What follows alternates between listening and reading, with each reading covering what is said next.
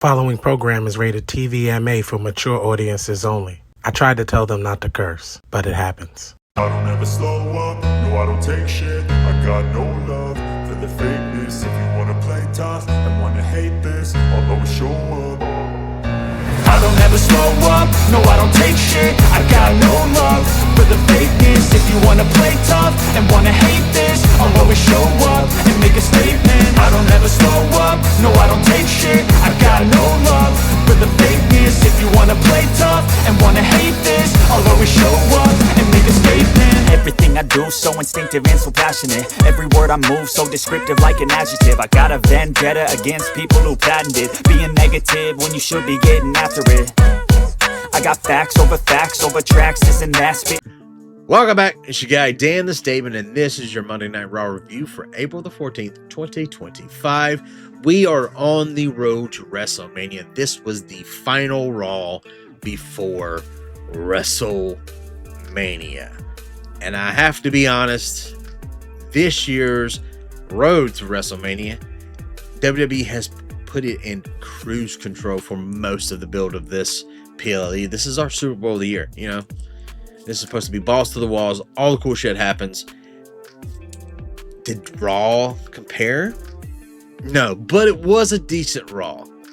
Let me get that out there. It was a decent Raw. There was a few things that happened on this show that were very entertaining and did progress the story just a little bit. We're going to talk about that. So the very first thing Michael Cole says tonight was that he had a sit-down interview with Gunther scheduled for later, and then Gunther's music hits.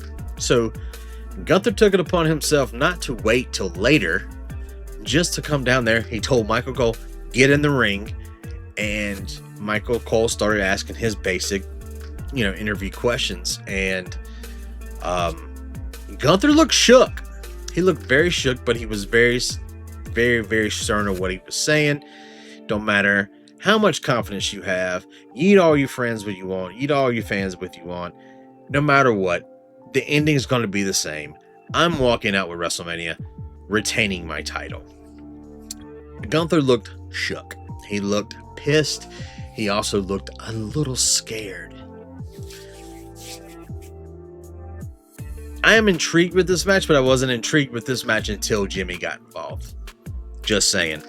The first match of the night was Liv Morgan versus Bayley. And these two women, normally, they have been superstars for the women's division for a while now.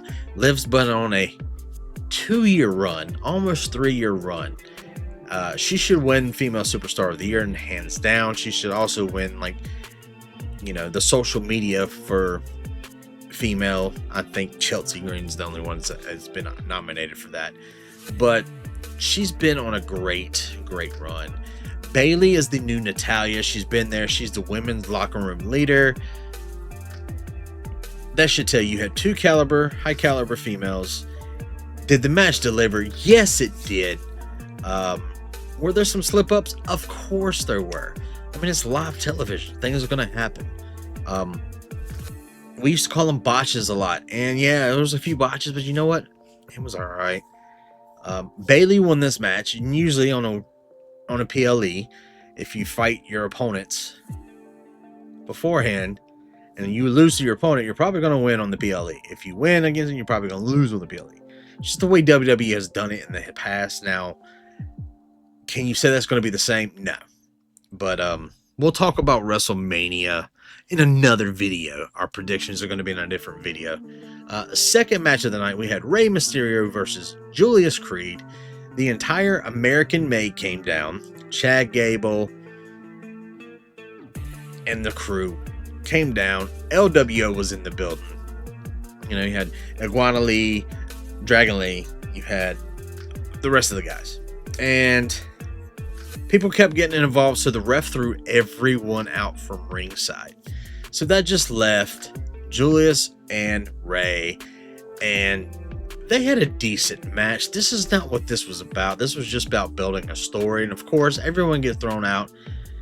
Then El Grande Americano made an appearance. That's what this is all about. It was not bad. It wasn't bad. It was just a throwaway match for SmackDown. I mean, for Raw. Sorry. They should have been on SmackDown. Next, we had the match that I was actually looking forward to watching. AJ Styles versus Karrion Kross. Killer Kross. His TNA name. I was looking forward to this. We hardly get to see Kross in the ring.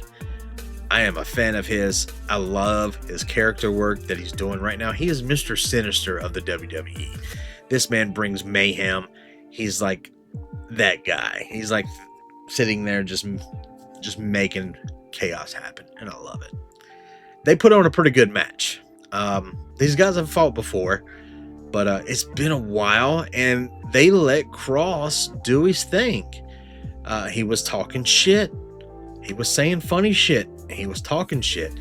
The weirdest thing about the entire thing, though, at the very end of the match, AJ went to go do a phenomenal forearm, and Kross just looks, smiles, and then puts his hands behind his back, and he lets AJ do it, and he takes the L.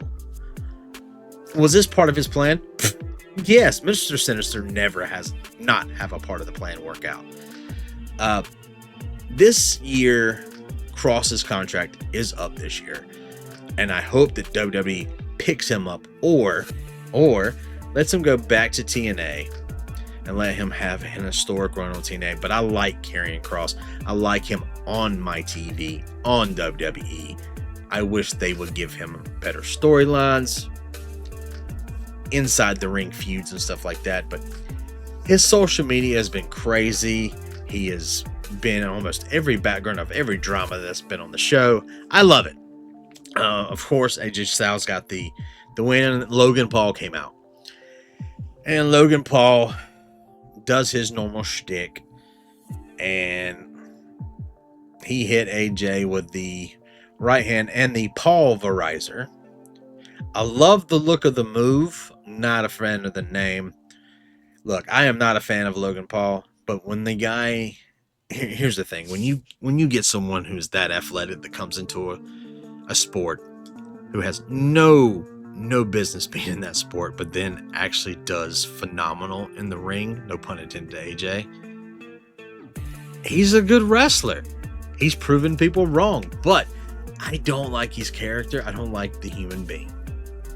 It is what it is. Next, we got a Chad Gable promo on the stage. American May come back out. And of course, he said, unfortunately, he won't be at WrestleMania, and then he would have to leave it to Americano, El Grande Americano, whatever the fuck his name is, to enjoy his spotlight. And he went, thank you, and left. Next, we got a Jey Uso promo, dressed in black, no yeet glasses, no nothing, gold chains, and his body language screamed. Thank you for Enforcer from Hills for Life podcast. He screamed main event, not main event, right hand man Jey Uso vibes. He was giving those vibes of like, I'm gonna fuck you up, and I love it. I do love it. The crowd was yeeting. He did his little thing. He jumped up on the thing and he did the thing where he ran it back. He didn't do the yeet, but he did his. You know, my mom's going to be there. I'm going to beat your ass. I'm taking this. You did this to my brother. I'm coming for you. Yee yee. Hit his music again. And then when he went up through the crowd to go back to the back, he started yeeting with the fans. I'm enjoying this now because I want to see that side of Jay come back out and destroy Gunther. I do. As a fan, that's what I want. As an analyst, I don't think that's going to happen. I think Jay's going to keep up with the whole sympathetic babyface Daniel versus Goliath. Gunther's going to beat the shit out of him most of the match, and then Jay's going to have to. Would I love to see Jay squash Gunther? Part of me says yes, but the real wrestling person inside of me says no. Do I think he's going to win? Check out my next video for that one. Next, we got a Braun Breaker starting to do a promo in the back. And Judgment Day, Finn Carlito, and Dom beat him down in the back. Next, we had Penta versus Finn Balor. And this was a good match. They got their stuff in. And I love that there's like a thing about Penta and Finn. Sling Blade, Finn does it from the front and then gets you on your back. Penta does it from the back to push you down on your face on your front. I just liked, there was something about that exchange of moves that I enjoyed. And the guys gave their all. Were there some mess ups? Yeah, but the fans were really into it. I was into this match. This got a DQ. Judgment Day came down. They didn't get involved. But then Braun Breaker's music hits and he comes down. He went to go look like he was going to spear Carlito. Carlito went through the ring, out of the ring, and then jumped over the commentary desk and was hiding. Hilarious. Oh my God, it was so hilarious. But we did get a disqualification. After all said and done, the Judgment Day, Dom and Carlito beat down Braun Breaker. He got the best of them, did a double spear on them. Then he went to go spear Penta. Penta kicked him in the face and got him. And that left Finn on the outside and Penta on the inside standing tall. This was just a progression for the Intercontinental match.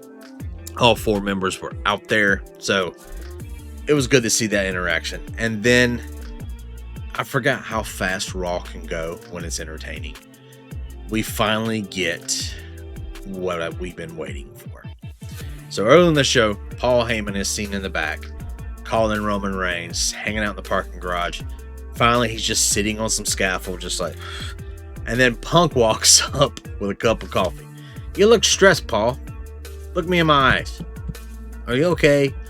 They were sitting there talking, and as he did that, guess who pulls up?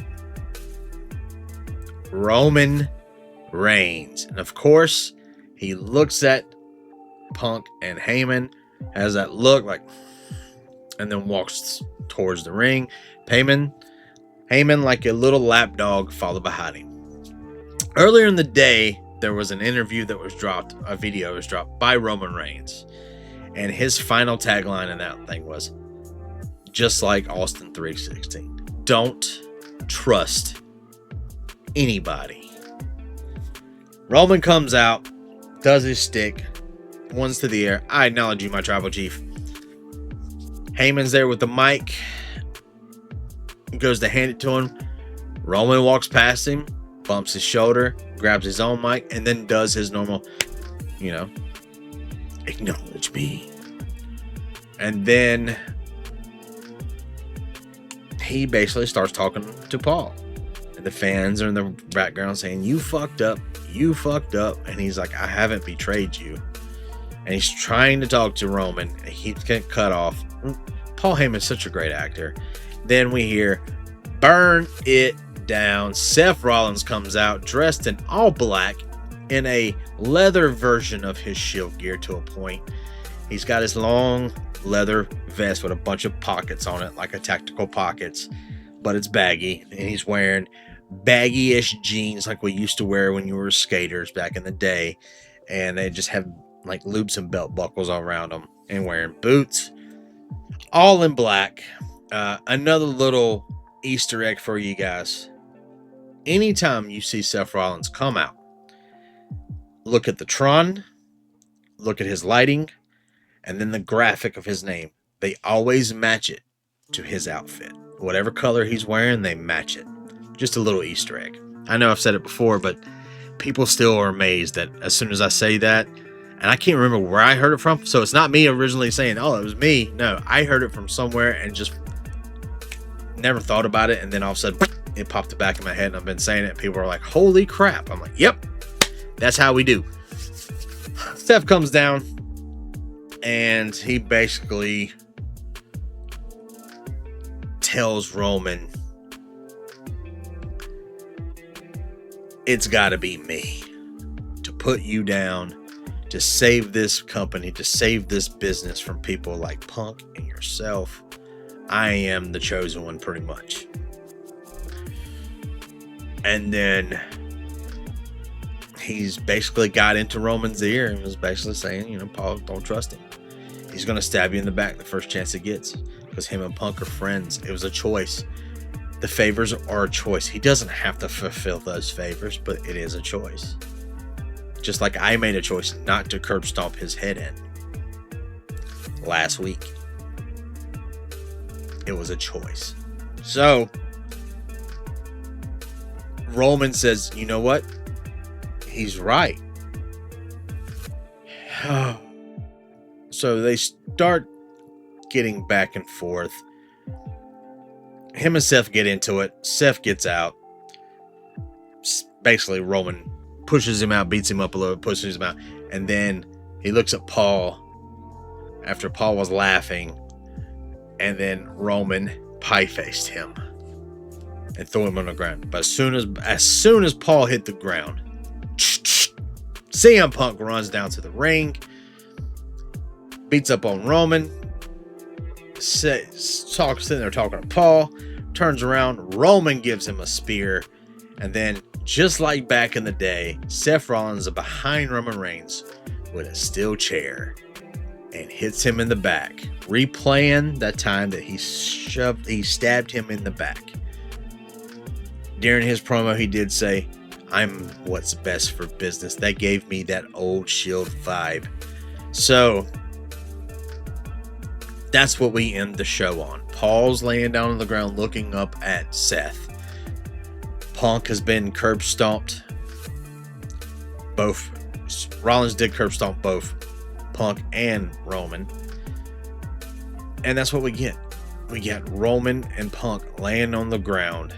Paul Heyman on the ground, like looking up at Seth Rollins, just looking like he did the day he stabbed Roman in the back of the first time. This has a lot of layers, and here's the thing. I am a huge CM Punk fan. You guys know that, who are friends of the channel, watch the channel, on the podcast. You guys know I am a Punk mark. I've always been a CM Punk fan. I will always be a CM Punk fan. There's just something about him that I very much connected with when I was younger, and I still connect with him to this day. I am a Roman Reigns fan. I am a Seth Rollins fan. I don't know how to feel having three of my favorites in the ring at one time against each other. Who's going to win? Who do I think is going to win? Check out that video next. Guys, we have a NXT and we have a SmackDown ready to go till we hit night one of WrestleMania. And there's a lot of wrestling this week. I know you guys have seen the videos on the channel about tribalism. I've got a lot of work to do this week. And plus I have a full-time job, have a house, fiance, kid, you name it. I've got a long week ahead of me. But we have already planned this out. Thursday, 7:30-ish, we are going still to do our weekly pod. Saturday, myself and a few others from the WOLFPACK will be having a live reaction show to WrestleMania Night 1. The entire stream, we will not be showing WrestleMania. You're just going to see our reactions. We're going to have the chat up. We're going to sit there and talk. It's basically just a hangout. Just a live reaction show for people to come in and talk to us. We're telling them like, oh my God, they're seeing our reactions to what's going on. And we're typing and talking to everybody. It's a good time. I'm doing that both Saturday and Sunday night. It's going to be a long weekend. There's going to be a long time to sit here in front of you guys while watching TV and doing the show. So please join us, the WOLFPACK Wrestling Podcast. It will be broadcasted on my channel, the WOLFPACK's channel, the WOLFPACK's Facebook, my Facebook, the Instagrams. It's going to be shared and live on all platforms. Please come in, even if it's only for a few minutes, just to say, hey, what's up? What's your predictions? We will be giving our predictions this Thursday on the WOLFPACK Wrestling Podcast. I will also be doing my own predictions video. But thank you guys for coming out and watching the videos. The subscribers going up. I appreciate you guys. Like, share, comment. Talk me down in the bottom in the comments. I try to answer every single one of them. Give you boy a share, a subscribe, and we will see you Thursday, 7:30-ish, right here. See ya. I can't contain it, I'm coming out with a statement. You really changed